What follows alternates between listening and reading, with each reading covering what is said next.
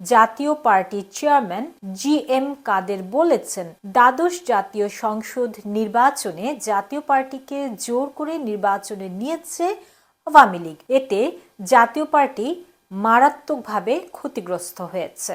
মঙ্গলবার রাজধানীর বনানীতে জাতীয় পার্টির চেয়ারম্যানের কার্যালয়ে জাতীয় মহিলা পার্টির নেতাদের সঙ্গে মতবিনিময় সভায় প্রধান অতিথির বক্তৃতায় GM কাদের এসব কথা বলেন।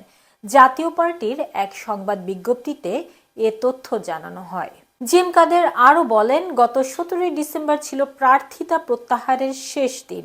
আমরা সংবাদ সম্মেলন করে নির্বাচন বর্জন করতে চেয়েছিলাম, কিন্তু বিভিন্ন বাহিনী ও সংস্থার লোকজন আমাদের অফিস ঘেরাও করে রাখে।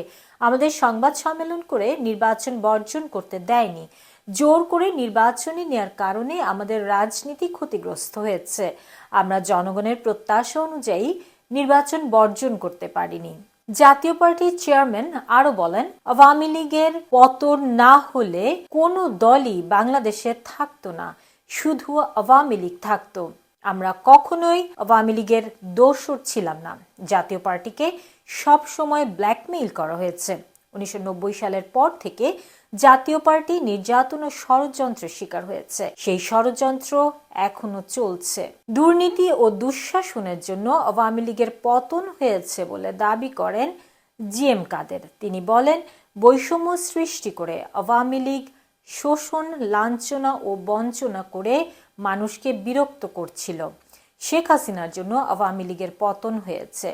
জাতীয় পার্টির প্রেসিডিয়াম সদস্য নাজমা আক্তারের সভাপতিত্বে মতবিনিময় সভায় বিশেষ অতিথি হিসেবে উপস্থিত ছিলেন দলের মহাসচিব মুজিবুল হক চুন্নু।